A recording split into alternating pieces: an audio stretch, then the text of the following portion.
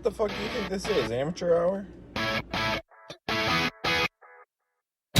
Welcome to Hanging Loose, a disc golf podcast, hosted by Shank, DG, and Spicy Boy.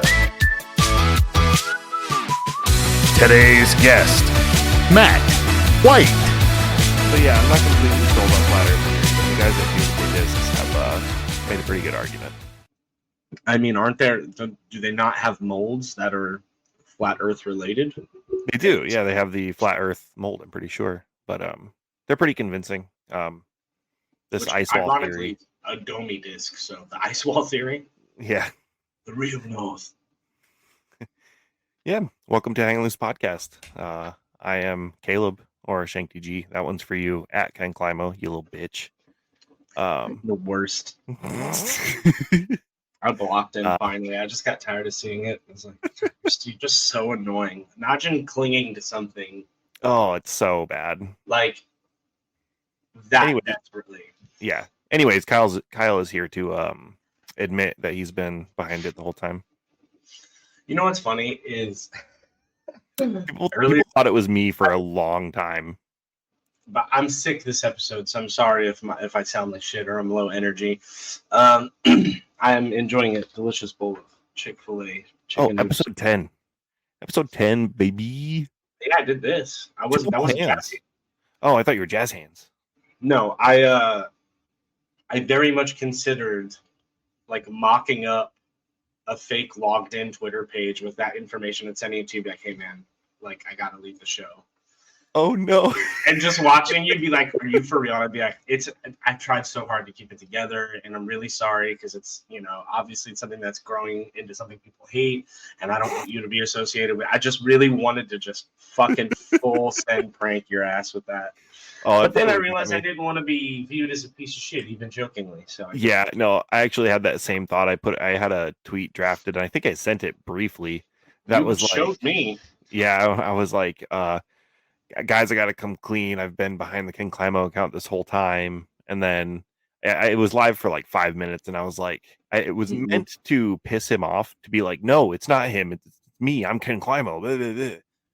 But I deleted it shortly after because I just don't want people see the original tweet and not the follow up. So I just didn't want people to assume it was me after they already did. I started the White Splatter account and kind of started that ball rolling with all the other splatters that make fun of them. I just don't have the that wasn't good time fun. or That's energy punching to up. do the shit that you do. But like, I have zero life. Last week I didn't have a story time because I don't do anything. I remember that. You're like, I don't really have anything. Yeah, like, this week really? I came prepared. I'm trying to. Episode 10. Tell me We're your trying story, to Daddy. move.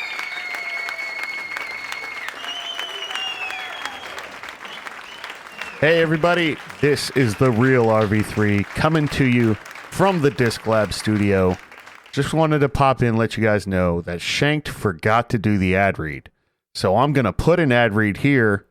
Thank you, Papa Wolf, and thank you, Great Lakes Disc, for sponsoring this podcast, helping these guys make a better podcast for you to listen to. Go to Great Lakes Disc, go shop with Papa Wolf. He's got the best plastic in town, and you can use code Hanging Loose at checkout. Save a few pennies. We appreciate it. Thank you, Great Lakes Disc. Thank you, Papa Wolf. Now, back to the guys. We're not even through the intro. Welcome to Hanging Loose Podcast. I'm Shank DG, not Ken Climo. With me, as always, is You should say not Spicy Boy. at Ken Climo. Yes, Spicy Boy, me, Yes. Kyle. Hooray. Yes, I'm not at Ken_Climo. So I posited to Spicy, who politely declined, and by politely told me to fuck off. That we do our the story about the highest score we've ever taken on a hole. Good Lord. And mine was so there's this course in it's about 45 minutes away from me. It's called Brookwood Disc Golf Course. In theory, one of the easier courses in the area. It's like a baby big woods. It's got some woods, but it's pretty open. The hardest part about it is it's got OB, and a lot of our courses around here don't have OB because they're all in dedicated areas. They're not like, in neighborhoods or by roads. But Brookwood is. And in theory, I should score pretty well on it. Excuse me, I got a bird. Professional. He muted himself and everything. There we go. But every time I've played there, whether it be Trilogy Challenge, doubles, a singles tournament, casually, kicks my ass every time. Should be an easy course. Kicks my ass every time. And so there's this hole on the back nine. I want to say it's hole 13. It's about 480 feet. It doglegs left after about 350 feet down the fairway. And about 200 feet off the fairway, there's double Mando. The double Mando is very large. You shouldn't miss it. Operative word be shouldn't. So that's where the story of my highest number taking on a hole comes from. Tee off there, left-handed, tried to go Hades, hyzer flip, missed Mando left. Hades flipped on me like a crazy person or crazy disc. I don't know. Missed Mando. So it's re-tee from there. There's no drop zone. So you just, there is a drop zone. You go from the long pad to the short pad. Mm-hmm. And it's story time, man. I gotta be long-winded. Yeah, you're being me this week. Thank you. I'm just being an asshole because that's the way I was born. Sorry, go ahead. I won't fuck with you anymore. So I tee off from the short pad to for 3. This is a par 4, by the way. Tee off from the short pad for 3. End up blasting my drive off that tee way too long. Long of the dogleg left is jail. It's like mulberry bush, so it's thorns and just shrubbage as much as you can move through. So it took me, I think, 3. I started with the ill-advised roller, which is usually how my big number holes end up being. Is that ill-advised roller? Didn't go anywhere, just further into the bush. Tried to pitch out, hit a little greasy dangler, got me almost out. So my next shot, I had to pitch out back into the fairway. Threw my up shot, pretty short, missed putt, made 3 putted off that, and then took a 9 on a par 4. A 9. Yeah. That's the highest score I've ever taken. I've taken plenty 8s, snowmen. I you know that meme with the little blonde girl, and then that's me with snowmen behind me. Oh, RV3, cut that out. I got it. That out. Don't cut it out. Cut it out. Don't cut it. Hey, who runs the show? Definitely him. But I'm saying I'm looking at you, RV3. Cut it out. Cut it. And her name is Piper Perry. Don't ask me how I know that. RV3, cut it out. If my wife watches this, which she doesn't, I don't know who that is. I promise. You will soon, based on a few things I may have heard. I mean, uh-oh. Spicy. He's asking me for porn recommendations. I was supposed to be in private, but it's true. In confidence. I'm confident you will enjoy her scenes. I mean, so Christ. my story time.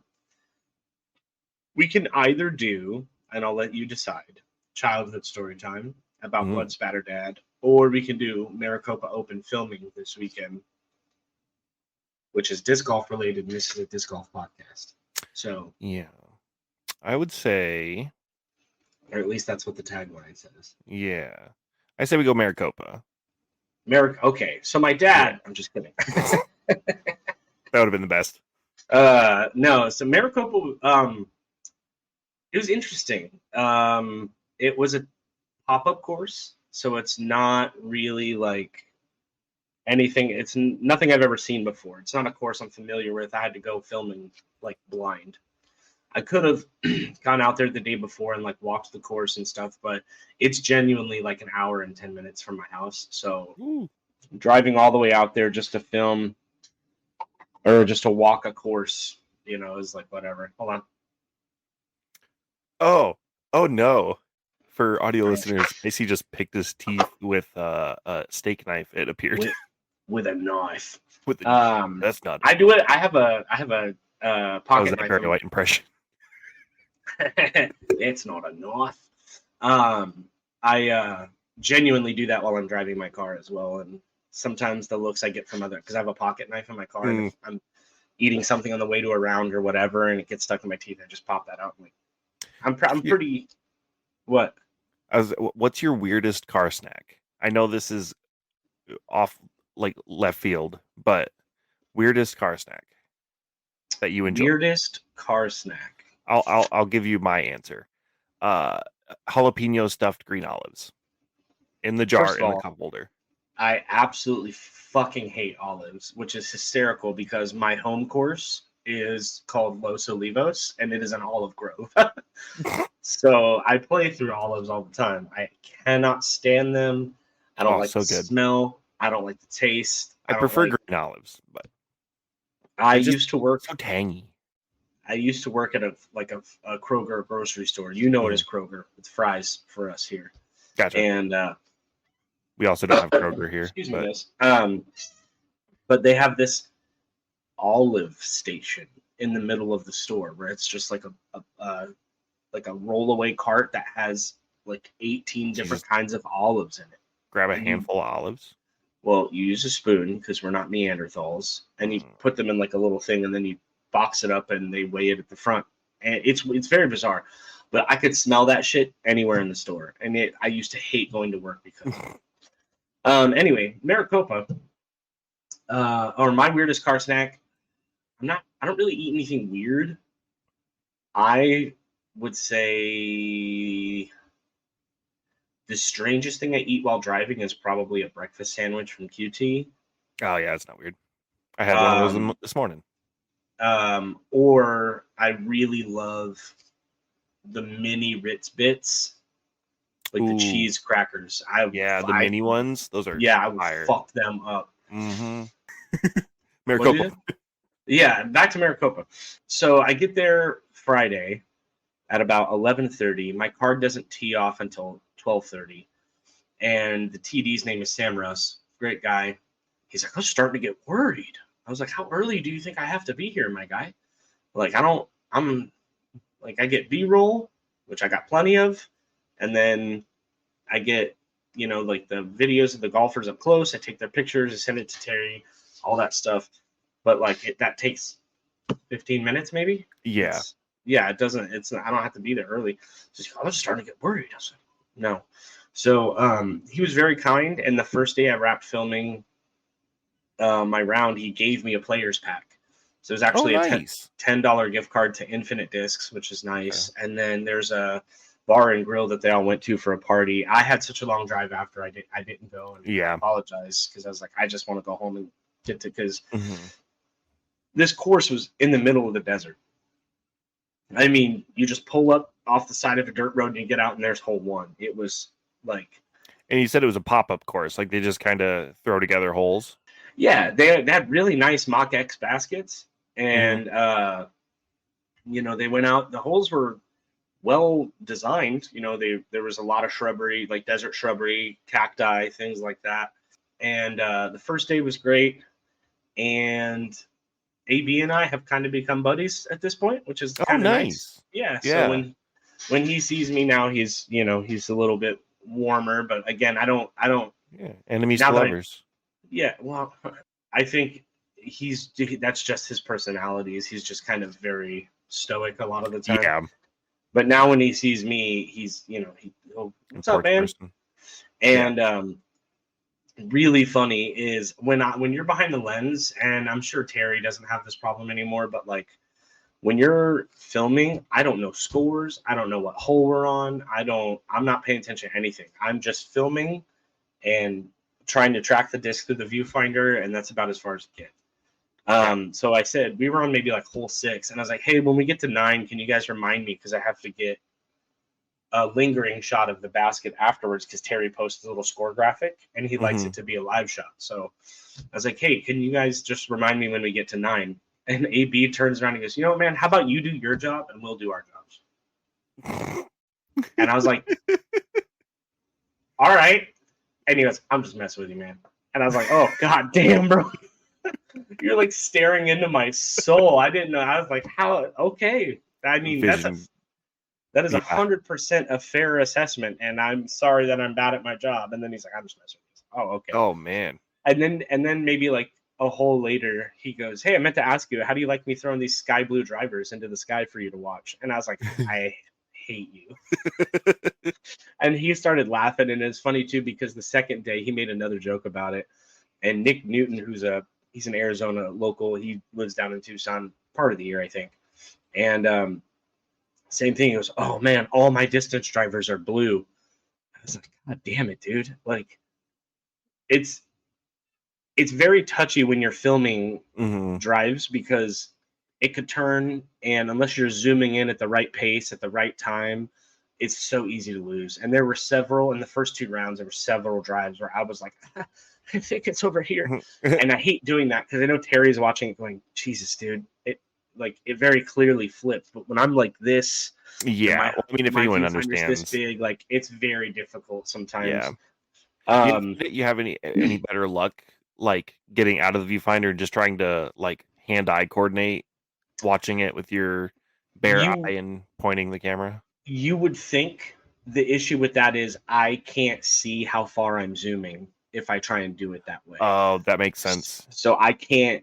If I could zoom all the way the hell in super fast and not really know because I can't visually see what the zoom is doing. That makes sense. Because I tried that at the Big Arm Challenge, and when Terry came back, he always gives me feedback, which I always ask for. When he came back in January for Shelley Sharp Memorial, he's like, you really got to like work on your tracking because you're kind of just pointing where you think it's going. And so I really have made it a mission to try and work on that.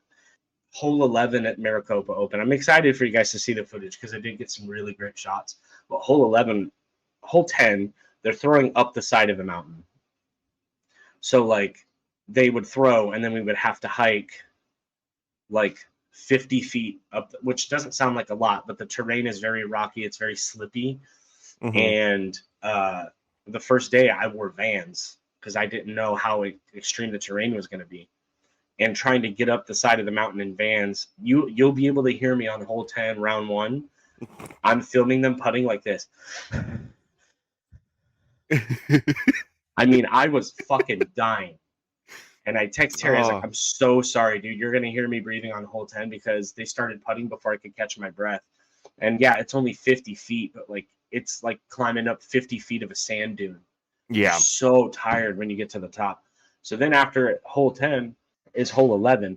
And hole 11, you have to climb up another 30 or 40 feet to get to the tee box. And it's a 75-foot downhill, 680-foot hole. Ooh. And on the first day, AB put it under the basket. No way. Under the basket. That man's a monster. And he literally, when you see the footage, his eagle putt is him just picking the disc up and dropping it straight in, no chains. Like he's underneath it. God, and I was like, damn, man, no one's going to throw a shot that good again. No. That's like... Fast forward 2 days later, and Tristan Tanner does exactly the same thing. Bruh. And he ended up winning. And I'm proud to say that I personally have solo filmed 2 Maricopa Opens in a row. The first one, AB got his first win with his new sponsor, Discraft. And then this one, Tristan Tanner got his first win with his new sponsor, DGA. Hey, and I'm speaking for Deutsche Disc Golf right now. Spoilers. Hey, I don't give a fuck. But yeah, man, it was really fun. Tristan. Tristan, I made a joke with him because he used to post on Instagram all the time, like what he was having for breakfast and stuff. And I ran into him in Vista a bunch. And I was like, I'm just going to start calling you Oats Overnight because that's always what you post that you're eating for breakfast. And it's really funny because if we make that your nickname with your initials being TT, it'll be TOOT. I'll just call you Toot. Toot. And he was like, yeah, sure, man. And so this guy? There was recently a post that him and the Amside podcast put out about how he's a tour fashion icon now. And I was like, listen, when I met you, you still had hair, you were doing like the whole like living in the van thing. And I said, then you shaved your head and you started wearing snapbacks, and I've been doing that for years. So I don't know why they didn't give me any credit. He goes, oh yeah, it was definitely meeting you for sure. And I was like, of course it was. I know. I don't wear those dumbass pit vipers like you and AB do, but I man. dude, I hate those. Yeah. Listen, I love you guys. If you love the pit vipers, like more power to you. I just think you look absolutely ridiculous. I think the only person who can pull them off is Bear Bite. Yeah, but like that tracks because the rest of his fashion correlates. But yeah, but like seeing AB wear nice polo shorts and then pit vipers. What the fuck? Yeah. Did you get confused with your eyewear? Yeah, it's strange. But Maricopa Open was fun. 3 days, 3 difficult days. I genuinely on my drive home was like I had to keep like slapping myself in the face and like trying to wake myself up because I was nodding off because 3 hours of driving almost and 3 hours of filming in this like no shade. It's just full sun and I was just beat to shit. But it was a good time. It's exhausting. Yeah. I mean, at least the blaring horns and brights from semis wakes you up pretty well. No brights. It was still daytime. I was leaving at 3 o'clock in the afternoon. Oh, you know what? That's fair. Yeah. For some reason, I always think of falling asleep driving as being like a nighttime, but I guess it doesn't have to be, right? Oh, your voice modulated so bad right there. Wow. Yeah. No, I mean, because the drive out there was always faster than the drive home because of go home traffic. So it was just like I caught that every time. Of course, it's Phoenix. There's construction on the freeways 100% of the time. So I will just say Terry doesn't know how lucky he is to have not had to film it himself because I think he would have been pissed about it. We just wouldn't have Maricopa Open anymore, at least on film. Not at that course. If they go back to Copper Sky or Maricopa Meadows, then absolutely we could have it. But like, I think if I'm sure Terry's filmed worse. I'm sure filming like D-Glow at Toboggan and things like that, like, you know, that's got to be awful. But like, that's a smooth incline of grass. There's no, you know, you're not losing your footing and like all that stuff. What? Hey, RV3. I hate to put more work for you. This episode is brought to you by Great Lakes Disc. Oh yeah, we're supposed to do that within 2 minutes. It's 2 minutes of the 25 minutes episode. 2 minutes, 20 minutes was the difference. Sorry, Papa. Love you. I also love you, Papa. Oops. It's even in my notes. Like I looked right over it. My excuse is that I'm ill and that I did not think of it. My excuse is that I'm dumb as fuck, boy. Okay. So disc golf chick cheating on her boyfriend. What stuff? Did you see that? No, you missed that. No way. That was if it was this weekend. I was not. I think human. It was this weekend. I was not human. Yeah. So you know the Twitter page disc golf chick. She's also I do know her on everything else. Well, her boyfriend blasted her on Twitter, said that she cheated on him, and he is now turning this page into a WWE fan page. And here, I'll read the tweet verbatim. This will no longer be an Emily Rouse disc golf chick page. She cheated on her fiance, and it will eventually switch to a wrestling page. Continue to follow if you'd like. What? Yeah, wild. And like I quote tweeted it shortly after that, and I'm like, why don't both of you guys come on the podcast? We'll figure it out together. Which I thought was really funny, but could have been taken in bad taste, so I deleted it. But that's wild. Yeah. I think we should try and get wild Charles Barkley into disc golf because he's trash at actual golf. Ooh. And we will start the disc golf Chuck. And that'll be our new venture. I like it. We asked for it, and you delivered.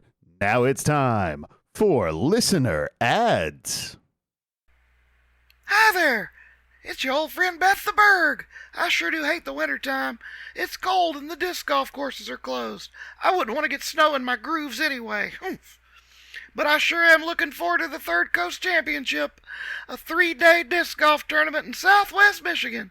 I just can't wait to see Lake Michigan at Saugatuck, those cool city parks in Bridgman, and boy oh boy am I excited to get tossed around at the new champion course, Lake Arvista Sports Complex in South Haven.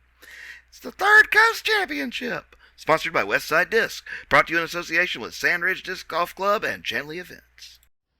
Hey, Shanked and Spicy Boy. This is Zach PDG, longtime listener, first-time caller.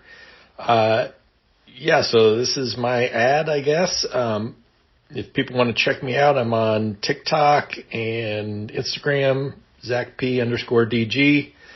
I post instructional things that are trying to be funny, up to you if they are or not, but encourage people to check out my accounts. I'm also a member, very low-level member, but member of Team DGA, so shout out to DGA. And yeah, thanks, guys. Thanks for those ads. If you want to be featured on next week's podcast, reach out on Twitter or Instagram and let us know at Hanging Loose Pod. And as always, thanks for listening. Now, back to the guys. Well, ladies and gents, we have the one and only Matt White in the green room, simmering. It's the white room when he's in there. Ooh. Yeah, we're really once fun. again, welcome to the Three White Guys podcast. Hey! Hey! You guys hear me all right? Yeah, you're all right. I'm alive. How you doing, dude? Yeah, doing good. Welcome to the Doing good. show. Appreciate So- you guys having me on. Yeah, So of I course. got like a 1 in 10 chance to book a movie role after this, right? That's what the odds are? Yeah, yep. So far, Absolutely. the odds keep going up, but it only takes one other person to drop them back down. So, we'll make I sure got to give serious us cameras, man. We'll get you in a movie of some sort. of some sort. You guys keep having all these good-looking guests. It'd be some kind of movie made. Yeah. Right. Well, I mean, this So many makes 10 handsome episodes in a row that our guest has been more handsome than us. So Oh, let's not elevate Terry too much. His head's big enough. that's fair. 9 episodes. Well, it wouldn't even be in a row. 9 out of 10 episodes we've had. So you have a 90% chance to be better looking than the host, which is That's true. words. It's a lot Words. more exciting to rely on. I don't know. I'm sick, so I'm sorry, Matt. You're not getting me at my finest. That's all right. So, Are you wearing Matt, the Diamondbacks Barella jersey? Yeah, I just got it. I ordered it and had it sent to a home I no longer frequent. So picking it up was something I had to schedule. But everything went smoothly. Everything was great. Yeah, so no worries. I didn't wear it the last day of Maricopa because I knew AB was gonna wear his, and that's like, if I match with AB, that's gonna be a little so. I don't know if the second cam would have caught you guys in frame together. Oh God! And then we'd have run away into the sunset. yeah, enemies to lovers. So what's going on, Matt? Tell us about Yeah. you. How's it feel to be back on Twitter? It's like I was on Twitter for 12 years, and then I got a warning when I posted a picture of, it was my Lone Star team disc from 2 years ago, and they sent me a warning about that. I asked them what was up, and they said, "Oh, it was just a mistake that our crawler got it," and then they reinstated me that time. And then I got another warning back before Christmas, and they just said, "Your account has been scheduled for termination. There's no appeal available." So I was. You gotta stay off those QAnon message boards, dude. I don't know if I'm the one with that problem, but yeah, No, maybe. It's great that you're skirting Twitter's terms of service to join us again. So, however briefly. How long it keeps up, but hopefully for a while. It's good to see everybody again. There's a lot Yeah. of folks I'm not on Facebook or whatever, so a lot of these folks I don't connect with anywhere else. And there's a really, really great group on Disc Golf Twitter, so I wasn't missing those guys too much to stay away indefinitely. Yeah, I try to stay somewhat active on Instagram. I feel like I get a little selly on Instagram because I don't know what else to post other than just the podcast or whatever else. I'm not much of a media guy in the off season. Like I went to try to play around today. I played about 6 holes and I didn't. I mean, I got to the hole closest to my car and just called it. It was nice to play, but Midwest winters it's nice out, but it's a swamp, so not quite for all A little time. bit rougher. We've been wet, but other than 1 week, it hasn't been that cold. We got single digits for a minute, but overall, it was not too bad. Yeah. So Does Brian Earhart know that you're wearing his face? No, but No we did way. play my home course briefly and didn't put it together till later. That's so funny. Until Spicy just said something. No, that's uncanny. There's a guy that used to come into one of my trivia bars, and he looked just like Brian as well. And I was like, dude, you look like this disc golfer. And he's like, disc golf? And I was like, yeah. So I showed him. He's like, God damn, I look just like that guy. I was like, I know. It's I thought you were him when you rolled in here. Also, rest in peace to the bar Gilbert. That was my Sunday night hosting gig, and I woke up to a text yesterday that they have permanently closed effective immediately. Oh, so no. Now I get Sunday nights back. Start throwing some glow rounds and stuff, I think, because we're right about to hit perfect weather time in Phoenix. It's going to be like 80 degrees and sunny for like 2 months, and then it's going to get murderous again. So excited to get out there. 2 months, though. Huh? That Yeah. sounds pretty awesome, those next 2 months. I'm stoked. It's been a little chilly. I mean, chilly for us is like we walk outside and it's 32 degrees. I'm sure both of you would kill for that, but yeah, it's been nice. It's gonna hit 50 next week here, so we're getting there. Suck it. This week, and then I was in Florida for work last week, so that was pretty nice. Nice. Those are here in Florida are the spots for the off season for the pros, man. It's like Kat Allen. She also, I think the course, my home course, Los Olivos, is where she plays during the off season a lot. We've got Vista, Fountain, Red Mountain. We've got loads of courses in perfect weather. So it's either here or Florida. What do you do for work, Matt, if you don't mind me asking?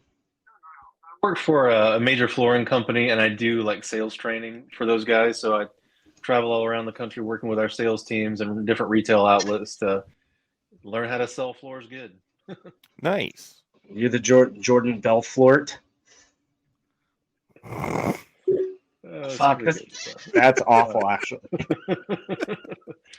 Yeah, I just try to, and since I'm traveling all the time, I play courses all over the country. So it kind of works out good for me that I'm flying and driving all over the place and getting to try new courses everywhere. I think I played like 63 different courses last year. So for someone who doesn't get to tour or anything, that's pretty good. Yeah, that's really good.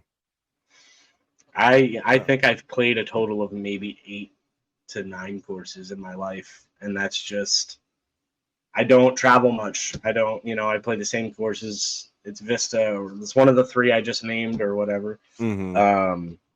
But you named are pretty nice ones. Yeah, I mean, no complaints. I will be playing, hopefully, in May, my second out-of-state course. The first one I played was in Stockton with the OTB boys. I can't think of the Walnut Grove or something like that. But maybe, I don't know if anything's been finalized. I might be going to Vegas in May. Ooh, you're gonna play Wild Horse? For the LVC to film FPO, possibly. I'm not sure. Nice. Look up North Las Vegas Disc Golf Park. They've got it's like a 9-hole ball golf course, but it's lit. And they have 2 layouts of 9 holes for disc golf that you can play at night. It's really cool. Oh, sweet. Oh, yeah. North Vegas Disc Golf Park? Nice. A little bit of sketchy part of town, but it's really cool. Hey, it's the lit. whole city is sketchy. It's fair. They should honestly, I mean, it kind of kills glow rounds. But I've been seeing a lot of those pop up more where they have like lights on the disc golf course so you can play at night, and that seems just like a great idea, because especially in like the off summer months, because it gets dark like 6 o'clock here, and once you're off work, there's just no time, So having And a not lit, every park allows glow, so having those spots that's where you true. can Yeah, play is great. yeah, absolutely. Um, One but of yeah, the popular go ahead. glow destinations here in Phoenix is Papago Park, which is right by the airport, and they just installed a night ball golf course. Like the golf course was already there, but they put up like floodlights. So now Ooh. when you're going to try and play glow at Papago, Papa Glow as we call it, you can't see jack shit because of those floodlights. Oh, So we actually have all pretty much stopped playing Tuesday yeah. night Papa Glow. Damn. It's a Well, bummer. you know, Yeah. it'd be like that. Bar Gilbert. All right, what Papa were you gonna say, Glow, Caleb? all So, gone. see if they'll put baskets out there. Y'all just play there. Right. Yeah. Yeah, so I just one of the questions I wanted to ask you is just like you have a YouTube channel. You know, I think most people would know that if they know you. But you've been doing it for a long while. What have you learned? Like what has been a good like lesson over the cuz you've been doing it for a few years now, right? I did my first video in like 2014 Okay, yeah. on So an iPhone 5. So yeah, I've been doing it for a minute, and I learned how to make really bad videos for a while.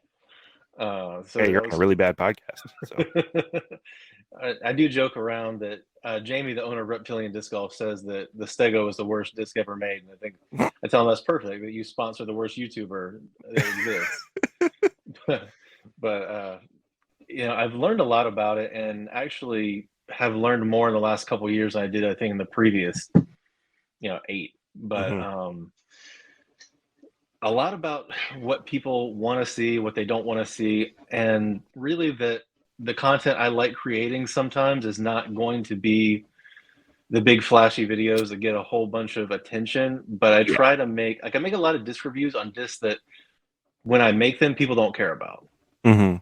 Like I did one on the Clash disc Pepper, right when they came out, and no Yeah. one cared about Clash disc, and all of a sudden that goes from like having 50 views to like 3,000 in like a day, because all of a sudden Eric Oakley's throwing it on coverage somewhere, and oh well, Yeah. holy crap, what's this disc? And I've got the only review out there. So Yeah, and I you've try got to the make first indexed. Yeah. exactly. So I try to make stuff I find interesting, stuff that's not out there too much, Mhm. and then when I'm traveling, if I'm going to a cool course, like I got to play Hornet's Nest last year. Oh, I did a little nice. video on that one. Right. It was really, really fun. Really cool Yeah. to do. And then, have you guys ever heard of Showman's Park in Tampa? Yes, I have. It's like a circus museum, but they've got a disc golf course there, and Oh, it's literally like got carnival rides, like a broken down gravitron and bumper cars and everything. They have a elevated basket inside a bumper car. Really funky place, and that was one of my yeah. best viewed one from last year, was playing that course. It was really fun. That's cool. Dang. No, I'll have to look that. I'll have to find that on your channel because I've never heard of that. It sounds cool. I think I may have Thumbnail. seen a few photos from it. Like the bumper car really rings a bell. My thumbnail is one of the baskets that's inside like one of those helicopter Ferris wheel rides. It's kind of neat. So you can Interesting. literally only putt from the front. Huh. Nice. That's like the It kind of sounds similar to that flying armadillo, that course in is it Texas? Uh, But like it's long. It's like legit. I it's like think Flying Armadillo is like kind of short. This one's yeah, only that's got it's like a 400 or 500 gimmicky. foot holes. Yeah. Dang. Okay. Sweet. Yeah, I'll have to check that out. The either it's pinned from you or YouTube suggests it, but when you search you on YouTube, the first one that comes up is the All Stego round.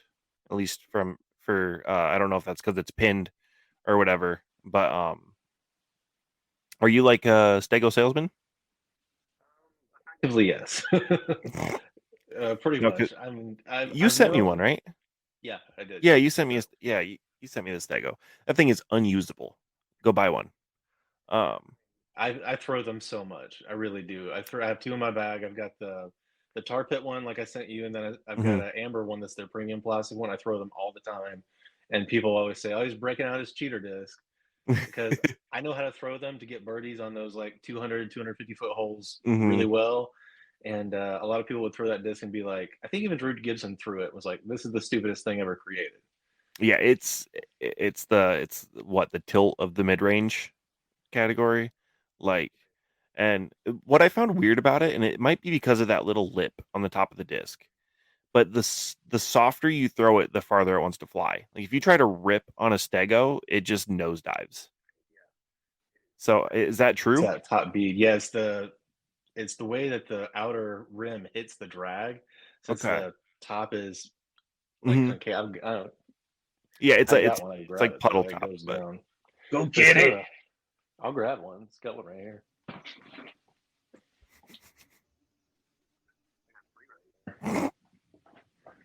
Hell yeah. That's the prototype glow one. I think I've got one of like 5. yeah. But So like yeah, you it's see got it like here. Yeah, like almost like a bead on top. Yeah, I see that. yeah, so like it, It's pretty straight. And then you throw it really hard and it fades like crazy. yeah, it's the only real use I found for it is like really steep Anheuser forehands, like just super chopping it over because you can Like that, yeah it'll pan out. yeah, and you'll get maybe 100 feet out of it. No, it's a solid disc. It's fun to throw, that's for sure. It's the opposite of a glitch, I think. It's like you have the glitch on one end of Polar the opposite. spectrum and then the stego on the other, where it's like the glitch. Because they like Reptilian makes legit discs. The Gila is an awesome mid range. Their new carnivore driver's like kind of a destroyer, but they are most known for this like really Mhm. crazy, goofy gimmick disc that Yeah, a lot of people and like me just love. probably one of my favorite stamps. It's just it's cute. It looks like it reminds me of the dino discs. I mean, obviously because it's a dinosaur, but like even the stamp reminds me of just kind of like a kid's drawing, you know. And I think it's admirable. But And Jamie, the owner, literally just like sketched it out and did he? put it as a Okay, joke.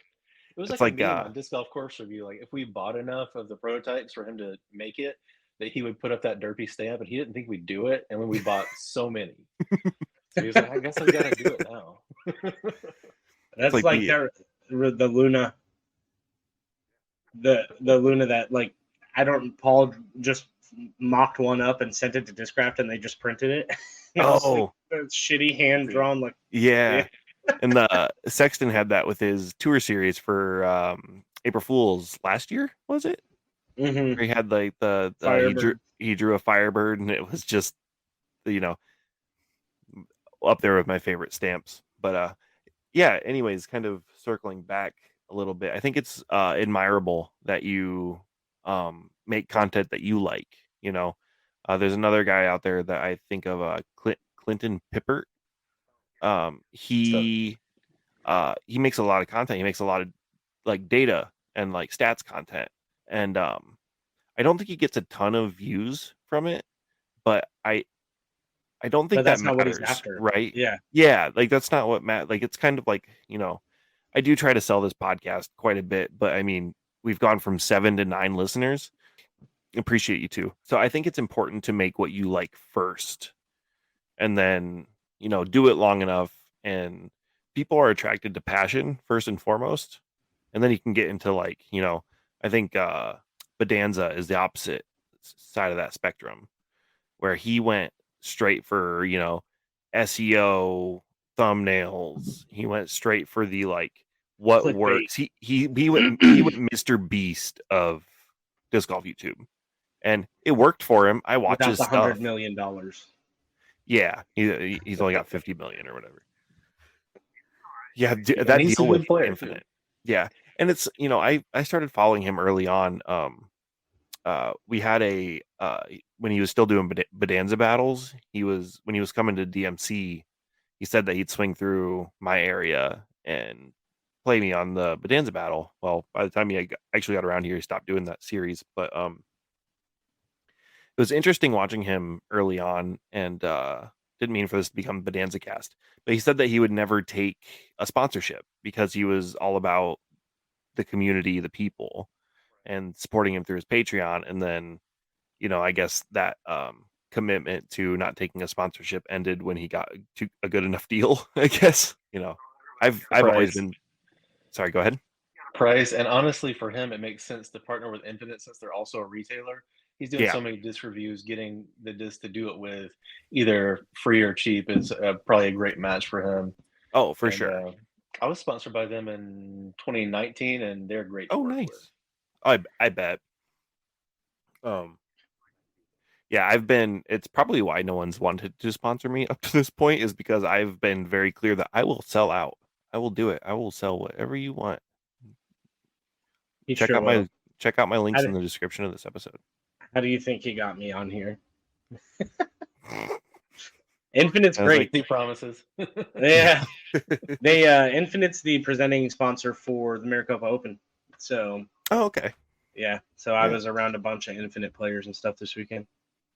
Nice. Didn't they? Who did they sign this off season? That was a big name. God. Who, Maria? Your mic isn't picking up like the first 2 seconds when you speak, Matt. So, see, I have no idea what you just said. Stand by. We got technical difficulties. Oh, Dad. Yeah. See if that works any better. Oh, that sounds great. Yeah. Okay, cool. I was trying to remember. Is Allie Smith one of theirs now? Did they pick up Allie? I think so. I feel like they did some kind of like sounds right. thought space infinite thing, like a few people have. Oh, RV3, cut that. Let's see. We got some Allie Smith to Infinite. Can confirm. Nice. Cool. We're like we're thrilled to announce our sponsorship for Allie Smith in the upcoming 2024 disc golf season. Nice. Allie Smith is good friends with my friend Steph Olson. She's a big Kansas City disc golf person. She lives in Washington right now, but she was with Allie when Allie won. I can't remember the event that she won. Oh yeah, that was early last season. The Wide Open, wasn't it? Kansas City Wide Open. Kansas Wide Open. Yeah, she was with Allie when she won that. So that's hi, cool. Steph. Love you. I know you're not listening, but I love you anyway. Could be. She might be one of the 2 new listeners. She's not, I promise. The last thing I could see Steph wanting to do is sit down and listen to me jabber on about disc golf for an hour. What any big plans this year, Matt? What are you looking to really tackle as the 2024 season ramps up? Well, I've got my hand. I talked to Caleb about it a little bit. I got my hand on a lot of different things. So I TD our local league up here. We just stopped in the 31st of December for last year. I'm getting started again probably into March, and then got a couple tournaments coming up. There's one at the end of February that's on a private course up here that actually, if you look at old footage, Simon and Avery Jenkins have played this one years ago. It's the Haywood Valley Open up in Northwest Georgia. So if you guys want to see where I'm playing, there's an old video of Avery and Simon playing that course. And then I'm traveling around for work, trying to make this new series I'm doing on my channel where it's kind of like travel vlog style. So I don't know if you guys ever watched, like, have you guys ever heard of Bald and Bankrupt? I don't think so. My life story. You actually look a little bit like him, Spicy, but he's a British guy that goes around. That's actually a compliment. Look it up. He's a good looking gentleman. People tell me I look like Tim the Tap Man all the time, and that is not a compliment. No, this is a lot better. This is a lot better. Okay. He's a British guy who travels around mainly Eastern Europe, basically going places no one else would want to travel. He's got a little handy cam and just going around adventurizing, as he says, in all these different places in Russia and Ukraine. And he was in Ukraine when Russia invaded. So he has an evacuation video. I'm not doing anything that hardcore, but out in with the masses of disc golf, trying to capture like what everybody is doing on different courses throughout the country. So nice. That'd be pretty cool. Should be fun. Well, if you come to middle of nowhere Iowa, I'll chase you off a course with like a hatchet or something. your action. I actually want to go to Georgia and play some of the courses. One of the first friends I ever made in disc golf is Keith Bombalin, and he owns Bomb Squad Disc Golf out of Georgia. I know Keith. Yeah. Keith and Brandon for sure. Yeah. Played in their Boomtown tournament several times. Yeah.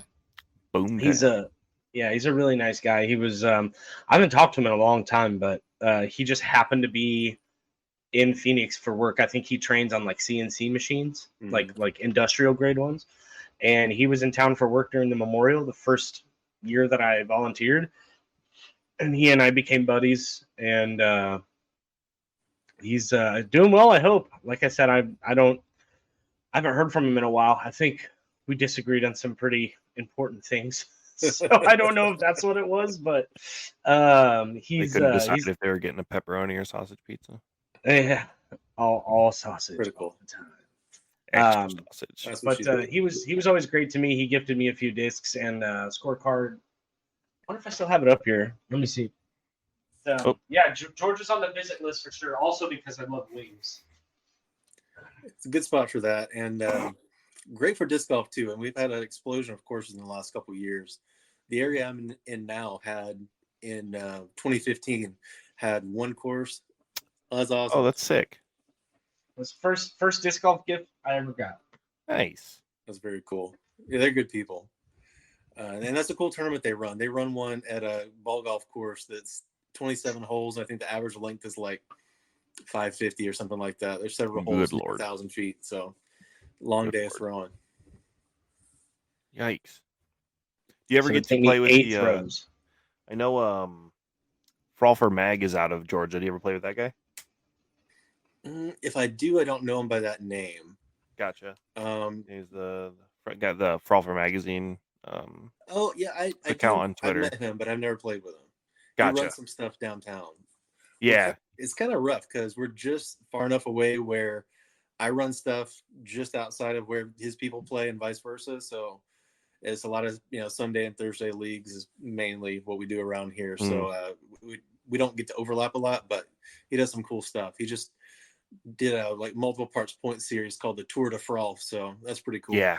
I've got a hat from that coming in the mail. His logo is pretty sick. Yeah, it's pretty cool. I wish I could have done that. It was a 2-round tournament on a Friday, and I couldn't get off. Oh, you just leave, ask for forgiveness, not permission. And I'm not in the office that much, so I try to be good when I am. Yeah, behave a little bit. So I've got a little bit of a we're gonna spicy take. Sure. This episode. Look at him. He's you look excited. Fucking, you owe me a nickel. I gotta pay him royalties every time I say spicy. Dude, I remember the first time I heard that on the Disc Golf Network when Terry was like, "Hey, it's a time for our halal guys spicy shot of the day." I was like, "Hey, you can't fucking call me or nothing, pieces of shit." We all know it's about you. It's not halal guys. That.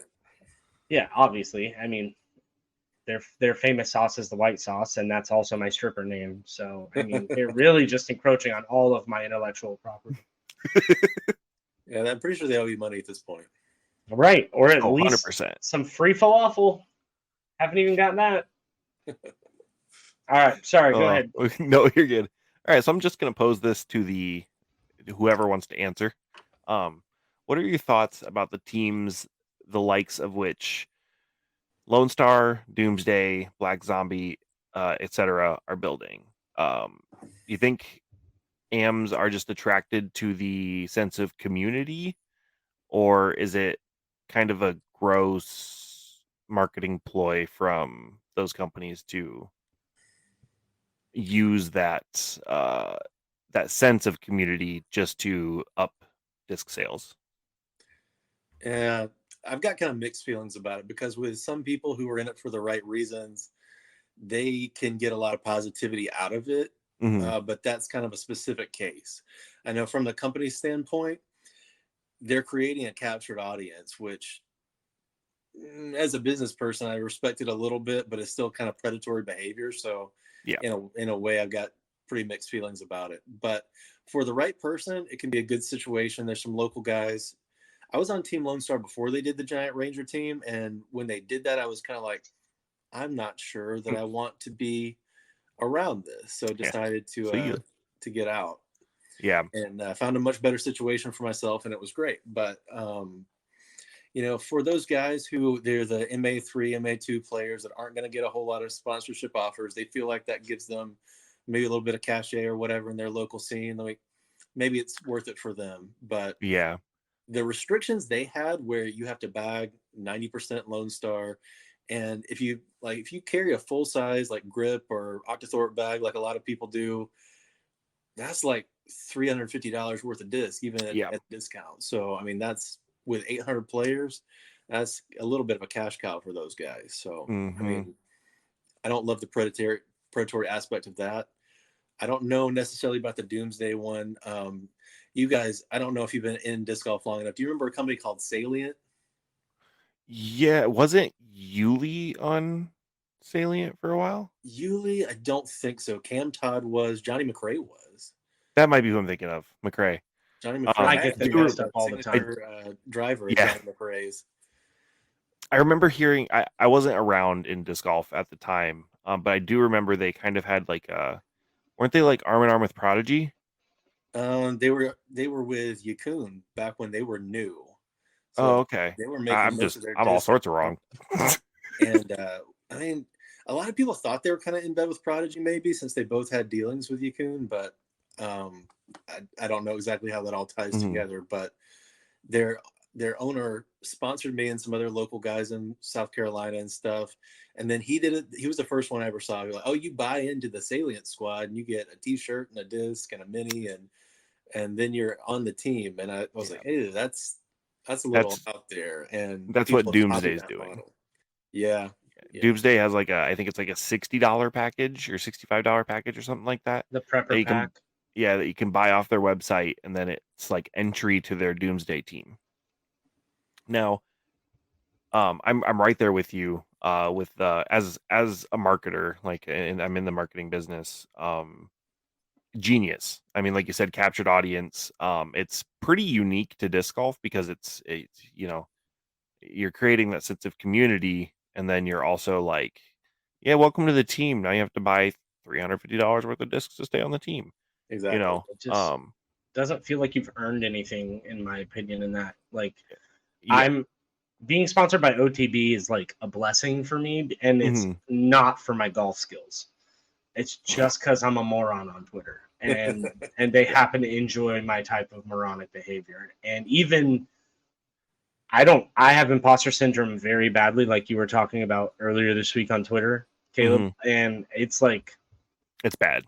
I hate it. Like, I wish I didn't have it, but like, I don't feel I deserve to be sponsored by any disc golf company. So being offered that, makes you feel special. But to just pay $65, it's kind of like the PDGA.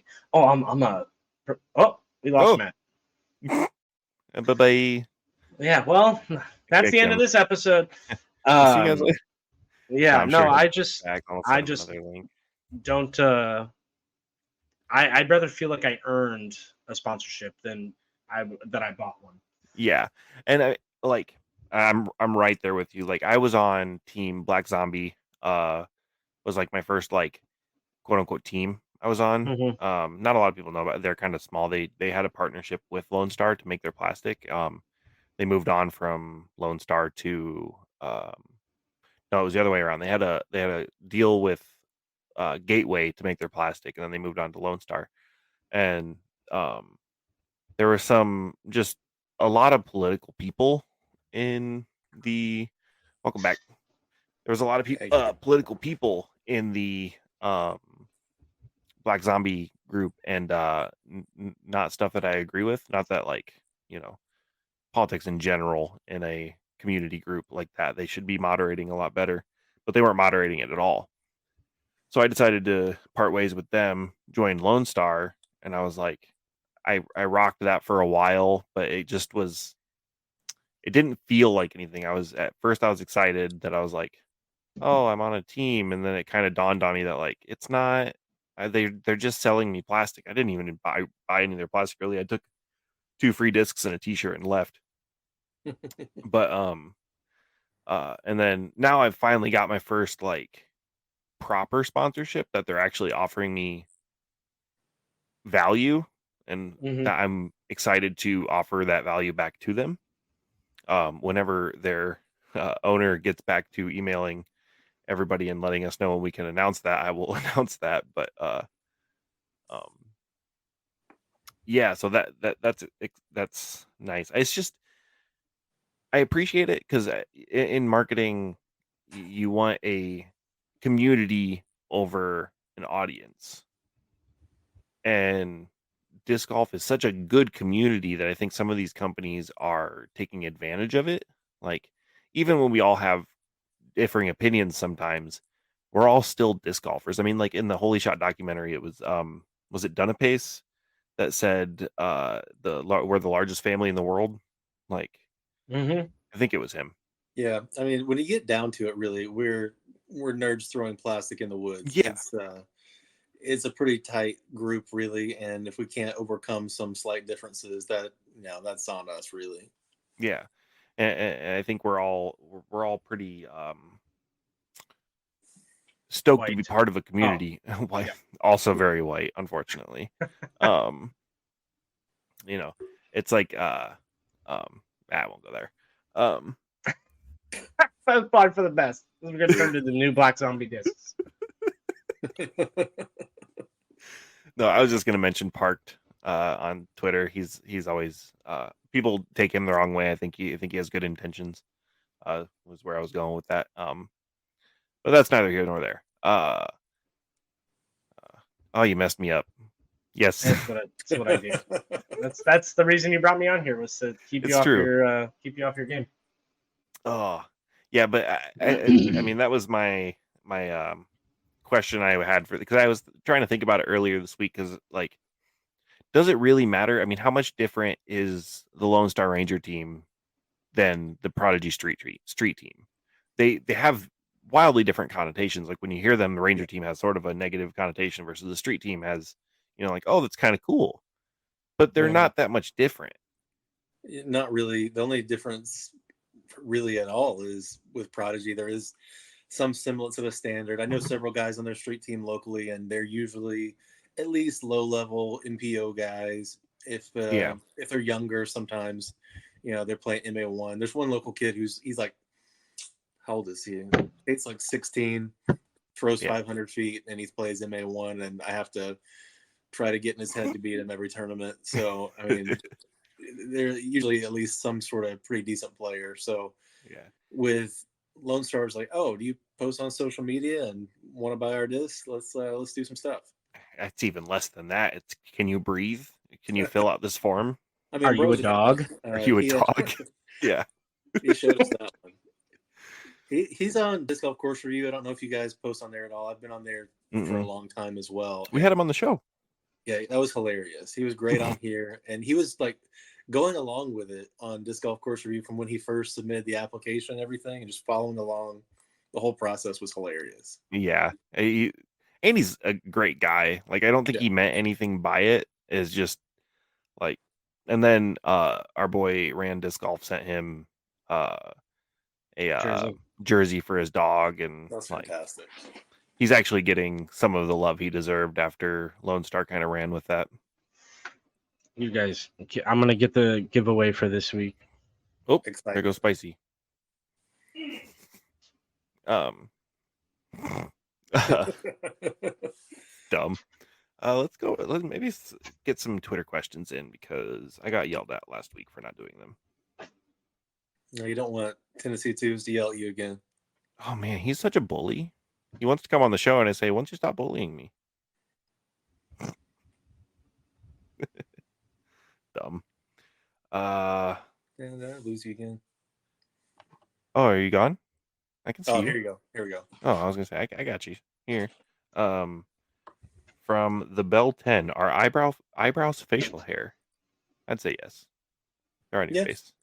Yeah, hair on your face. There you go. That's fine. All right, that one's settled. Are forehand only players at a disadvantage in tournaments compared to backhand only players? I'm obviously a forehand dominant player, and I feel like I have a crazy good advantage with my shots being more accurate. From Joshua Strau. I feel like that's pretty salient question to you, because aren't your forehand mostly, right? Yeah, or have a very good forehand anyways. I mean, I'm a forehand dominant player, and I never feel like I'm really at a disadvantage. If you know your angles, you can carve up just about anything, really. I had a knee injury earlier, last year, and could basically only throw forehand, and it only impacted my scores just a little bit. So I don't think anyone's at a particular disadvantage if you know your angles. Backhand and forehand are pretty equal. Okay. What about you, I just throw Spicy? left-handed. You just throw left-handed. That works too. That's fair. No, so one and a half lefty show. It's I will never get sick of playing with someone new, and then I just walk up to the tee and just rip a lefty drive, and they're like, "Hold on, what the fuck?" Every time, it's so good every single time. Would you throw? But there's the other. It's like it's really not that. So it's not that common or not that uncommon anymore. I feel like a lot of people do it. What I've seen a lot. Guy who he throws like 600 feet lefty, but he throws a lot of upshots righty forehand. I was just about to say, I've been seeing that a lot in my area. A lot of people that have like righty backhand, lefty forehand, or vice versa. I don't know what that is. It's probably a baseball thing. Is like the best thing I can think of, because like when you think of like a lefty backhand, it's the same as a right-handed baseball swing. Yeah. So like it makes sense. It just doesn't translate like that to me. Like I bat left-handed, which would be right side of your body facing forward. Yeah, right-handed backhand. Yeah, swing. But I can't figure out a righty backhand. So like I can see how it would translate. It just doesn't for me. But yeah, it's weird seeing all the people that have like the same shot, just one's shot shape. It's just they can do it with either hand. Yeah, it's very odd. Had some different angles, I guess. Yeah, and like that's what I hear a lot is like, you know, we have a lefty show coming up, so I don't want to get too in the weeds. But people walking up to a lefty hole and news to me. Pay attention to my Twitter, Spicy. I announced the next three guests. We have Matt White, cheating lefty, courtesy violation. Oh shit! Okay. Stoked for that one. Well, I had to move them because cheating lefty finally got back to me, and I think they might be mad at me. So I'll find out on this week's episode. Also, someone took their turn in front of them. That's a courtesy violation. Hell yeah! No, we got a shout out from them last episode. So big shout out to you guys. I think that's love you, daddies. 4-1 now, so you owe us 3 more. Okay, here's my question again from Joshua Strow. Once again, he's getting a lot of airtime. I think you owe us a little bit of cha-ching, buddy. No. Here's my question again. Yeah. Is a hyzer flip with an understable disc better than a flex shot with an overstable disc? Depends on what I'm assuming he's asking which flies further, because they had an argument in our comment section like last week. I think it depends on what you want to do. If you're trying to get through a hole in the woods and thread the needle, hyzer flip's usually the way to go. But if you're trying to get distance with a lot of accuracy, I like the slight anhyzer with an overstable disc. Yeah. I think it's very personalized, whatever you're best at. I mean, obviously the pros on tour can throw flex backhands a lot further than I could throw. What my max distance shot would be a hyzer flip with like my Hades would be what I throw to get my max distance. But the guys on tour are throwing like, you know, a Zeus on a stupid amount of anhyzer, and it's going like 600 feet. Looking at you, AB. What did he park it with? He throws. I don't recall the disc he used. Because it was so far downhill, they were throwing mids. I think Tristan Tanner parked it with like a Tempest, which is not, you know, it's not a distance driver by any means. But again, they all have way stronger arms. It would take me 3 throws just to get down the mountain, and then another 2 throws to get to the basket, because I like hyzer flips. Those are my favorite when you throw it on a strong hyzer, and you get that little bit of turn, and then it kind of fades back. That's my preference. But we're all different, you know? Yeah, and there's so many shot shapes. If you can do both, it's really better. But whichever one you can do with more consistent execution is the better shot. Yeah, I think that's my answer. Is whatever you're most comfortable, whichever throw you throw furthest with is the shot shape that goes the furthest. Spicy, you made me think of something. Y'all want to do a quick story time? Ooh, Yeah, to hit yes it. with it. I'll go real fast. So Tristan Tanner seems like a really great guy. About 2019, I was at Golden Gate Park, and I guess it was the same time that the pros were coming in to play the ball golf course down there near San Francisco. And I was in there for work. I had time to play like one round at Golden Gate Park before I had to go straight to the airport. So I'm playing it with like my computer bag, my suitcase, like lugging them around the course, looking like probably a homeless person. And all of a sudden, I see Tristan Tanner come up on one of the holes. It's one of the elevated basket on the stump, if y'all have ever seen that course. And we throw like 3 holes together.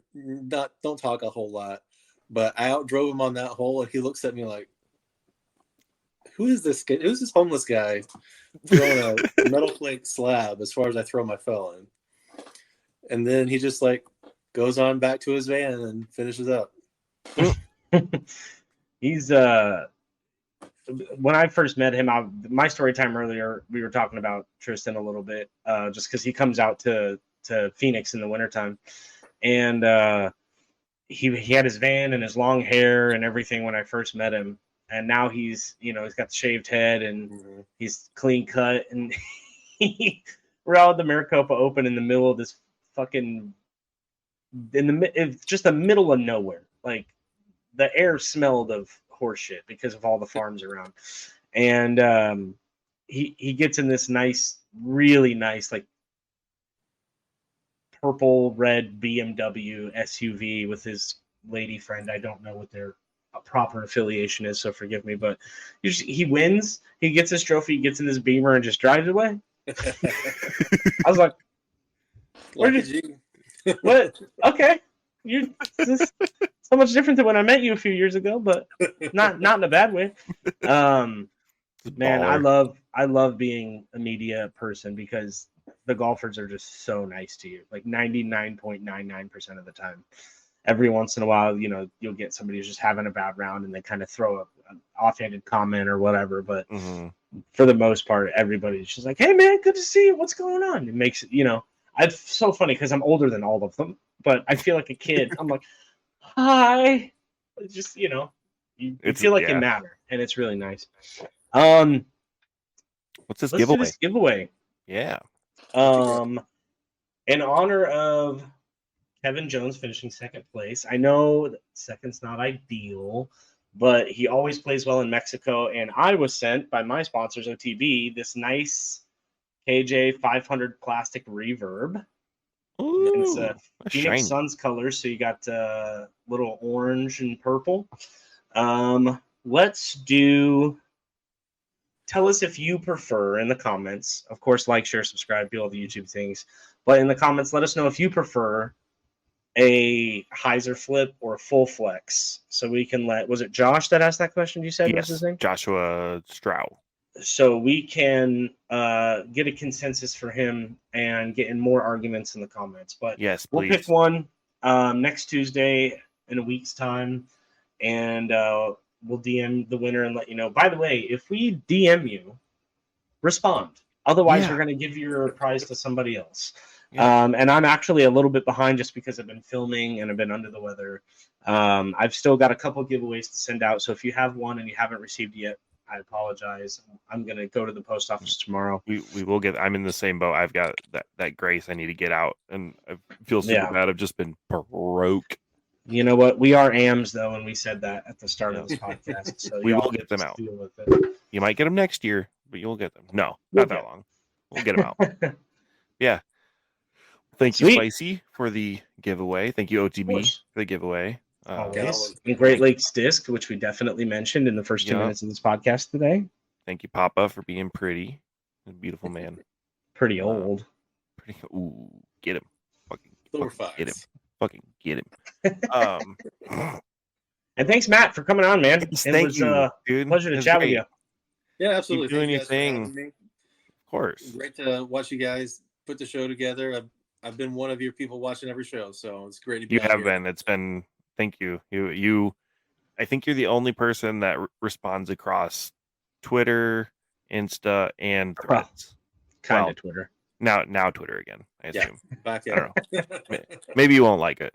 I don't know. I'll check. No, thank you so much for coming on the show. I am terminally online. You cannot escape. I know you're everywhere. Everywhere you want to be. Sweet. Well, thank you for coming on the show. I think this is gonna be a new tradition to have the guest scream us out. So, yeah. Yeah, just give us a scream. To everyone watching, hang loose. And Matt, if you want to give us a little scream to get us out of here, Oh, let's see. it can be real quiet. Just go. Yeah, you could whisper scream if they're sleepers. Yeah, there are. But I'll give a rah. Thanks for listening to Hanging Loose, a disc golf podcast. We'll be back again next week. Until then, hang loose.